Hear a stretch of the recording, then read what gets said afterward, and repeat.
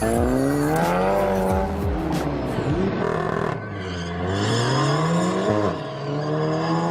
back to the channel, guys. How's it going? Today we're going to talk about why I think the EQT Turbo is the best option out there for us non-rich folk. But before that, I'm going to unbox my clutch for you guys. I just got my Iabed rear main seal in. Look at how nice and shiny this is. Nice billet aluminum. This is something you're gonna want to grab if you're upgrading your clutch. You might as well do it while you're in there. But I went with a South Bend Stage 3 daily, and the reason I went with that is because the record-holding Mark 7 manual driver, I've been talking back and forth with him, his name's Alan.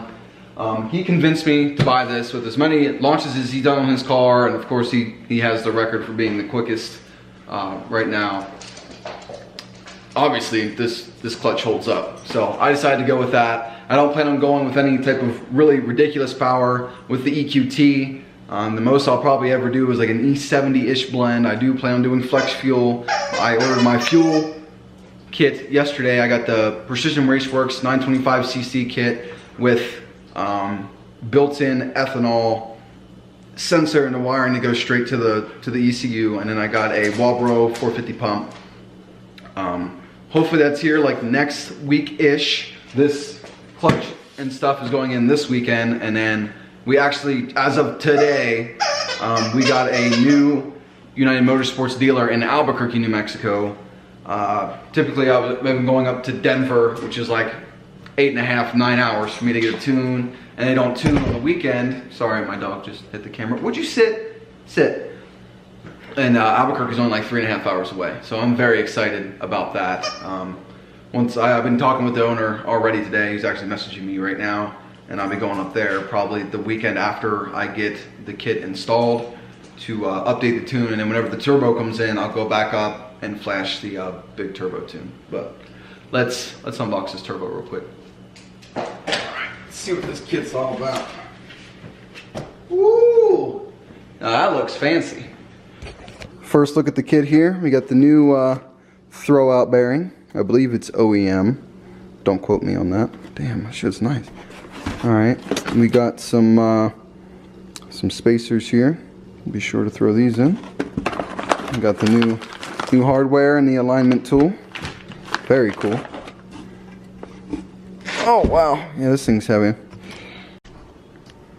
Well, this is a little less exciting than I expected. Sorry guys. They already have it kind of put together. You can see we got the stickers in there and stuff. This sucker weighs quite a bit. Wow. It's very, very nice though. You can see it's a single mass flywheel and whatnot. Damn, I cannot wait to put this thing in. Wow. I'm not going to sit here and unbolt it because that's just dumb. I'll wait till we're at the shop putting this in, but yeah, look forward to that. Hopefully I'll have a video out for this Monday. If it's not Monday, it'll be Thursday next week because we have autocross this weekend. But with that, since we have autocross this weekend and the clutch is going in, I'm not going to be able to run my car this weekend, which is a little upsetting. I really wanted to see, because I've done like a bunch of shifter mods. I've done rear subframe bushing inserts. I did the strut mount inserts. I did a new alignment. I did, what else? The tie roll dead set kit. I've done like 11 or 12 solid modifications since the last autocross. I really wanted to go out there and test out the new camber in the rear and all that stuff. And I got braces coming in. They should be here tomorrow or Saturday, the Eurocode front and rear braces. So kind of sucks I'm not gonna be able to test it out, but it's all for good measure. The SCCA Autocross, which is like the series that I'm really fighting. I got 5th overall last year on pretty much stock suspension and just regular bolt-ons for power, but this year is going to be a whole new game, and that clutch needs to be in before that since it's already started slipping. But I'll probably just run her car this weekend, so at least I'll get some driving in and have some content and just won't be in my car. But with the fuel kit coming in, clutch going in, turbo being ordered, as soon as Ed gets back to me, that turbo is being ordered. I'm trying to talk him into sponsoring the channel, so fingers crossed for that. But let's sit down and talk more about the turbo. All right, let's talk EQT. So first and foremost, the price. we're looking at about 2,300 bucks with a wastegate, and he's gonna calibrate it for you.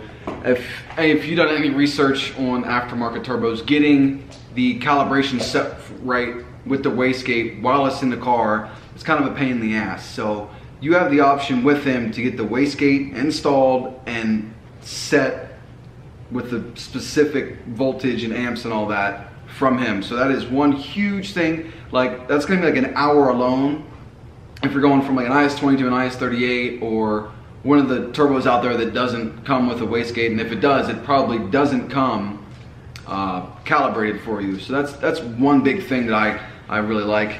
Second off, customer service with EQT. Now Ed is the guy, Ed Sussman, he is the guy that runs EQT. He's the man behind it all. And with just in the forums, I'll link down below in the Golf MK7 page. You can go through. By page 25, I was sold. He's in there talking with people, going back and forth, helping people out. I mean, and he's also doing the tuning, so he's putting all the data out there. And he replies quickly. He's on there every day replying to people. We and him have gone back and forth through Facebook messages and all that. And I haven't even purchased the turbo yet. Like, I have not paid or anything for it. But there's that. Their customer service is top notch. If you're going to compare that to, let's say, CTS or something of the sort, like, CTS is like absolutely terrible when it comes to customer service. Ask me how I know, or search the forums. It's not good.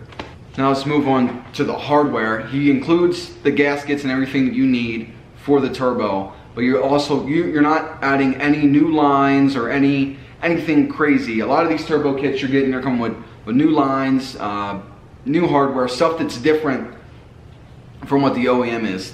This turbo uses all of the VW part numbers and all that for the coolant and oil lines, and the gaskets and everything is readily available. You're not going to have to go straight to them to get replacements if something were to happen. You can just go to Shop DAP and order it there. So I think that's pretty cool, and that was another reason I was like, wow, okay, well that's going to be nice to have, you know, OEM stuff. If you go to put the turbo in and you kink a line or cut a line or something crazy happens, you don't have to wait to go back and forth. And his customer service is, like I said, crazy on point anyway. It wouldn't be much of an issue, but you know, if you wanted to go, you know, next day shipping, I mean, you just go to Shop DAP and boom, buy that shit real quick. Compared to, say, like the CTS Boss Kit, again, that Boss Kit, you need to have CTS's intake to fit properly. You could like rig your own hose or something to that turbo, but with this, it's all OEM fitment. It's based off of the IS-38. Nothing on the inside is IS-38 related. Everything is changed and upgraded. The reliability of this turbo is going to be, you know, 500,000 times more reliable than the IS-38. And that's my main reason for upgrading, is that I'm scared to run this turbo for another season. I had one IS-38 already blow up on me probably 20,000 miles ago or so. Actually, like our first date was like the next morning, and, well, not first real date, but like a date, one of our first ones. The next morning we wake up to go to the track, and my turbo blew. So that was a very exciting time. And now this spool time compared to other turbos is ridiculous. You're looking at hitting full boost at like 3,200 RPM, and that's crazy. Pushing 30 pounds of boost isn't unheard of on our platform, but the amount of added airflow coming from this turbo, and then it getting there at that low of RPM and holding that all the way to red line is gonna be sick. Like, I personally can't wait. Like, I'm stupid excited for this turbo to come. My turbo tapers, my IS-38 tapers off to like 16, 17 on a good day by red line, and it'll peak, oh, I'm at altitude as well, but it'll peak like 26, 27 at like 3,000 foot altitude. That's like the altitude where I normally race. Here it's like 4,200, but I'm so pumped. I'm excited, especially just to see, you got the price, right? You got the hardware, right? The spool time,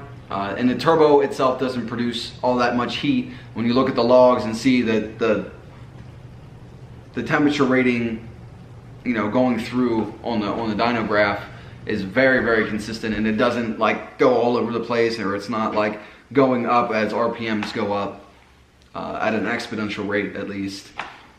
It's an all-around great turbo. I really think that a lot of people are going to start buying these, especially, I mean, for the price and the customer service, and he offers, like I said, with the wastegate and setting the calibration for the wastegate before you even get the turbo, and he offers a turbo piping from the turbo to the intercooler that doesn't taper off, so it's keeping that same size piping all the way to the intercooler.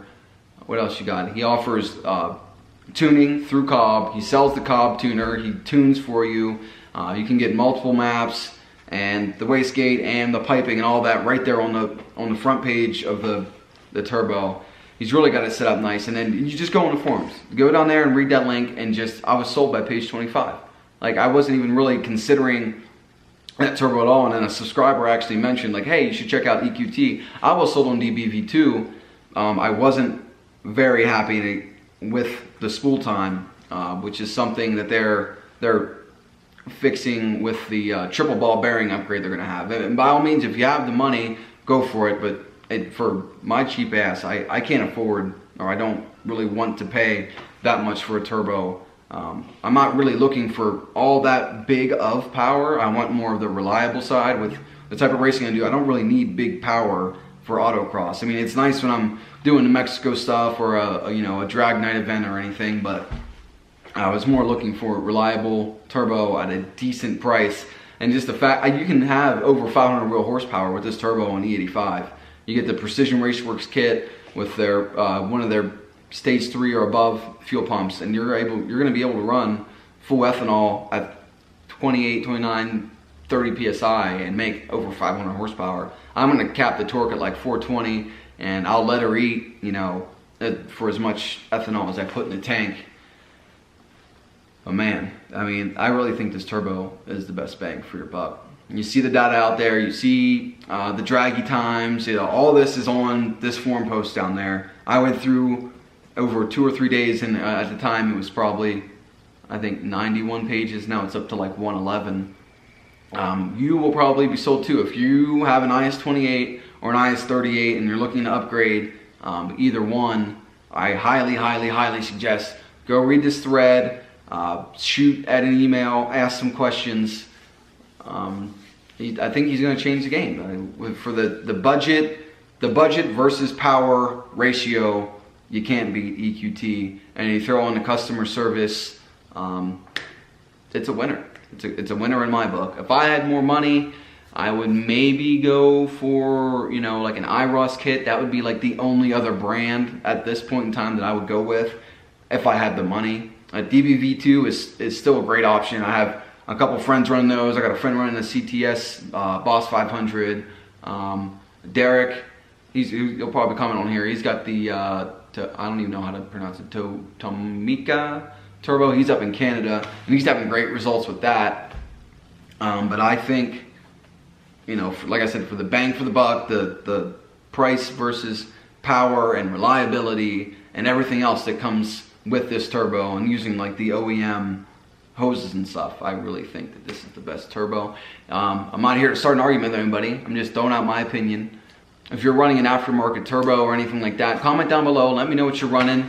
Post some YouTube links of your runs or whatever. I'd definitely like to see the other options out there. Maybe you can convince somebody else down in the comments to go with whatever you're running. But I truly, honestly think for like I said, the cost to power ratio, EQT is going to be where it's at. And it really is where it's at. And with that being said, stay tuned for this clutch install. Like I said, it should be coming next week. We got autocross, got the fuel kit coming.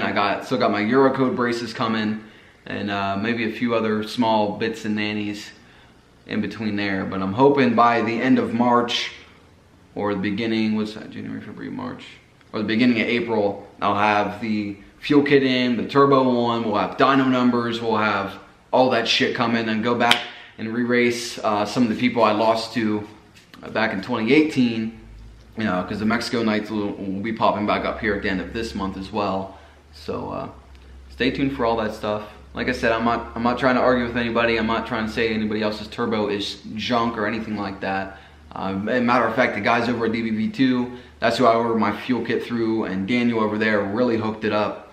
I'll get more into that when the fuel kit comes, but DBV2 really hooked me up with my fuel stuff, so I have nothing bad to say about them. It's just the cost, and then the spool time, and then the power. It's a better option for me where I stand to get the EQT. And I think that will be the same for a lot of other people out there. So thanks for watching, and I'll catch you on the flip flop.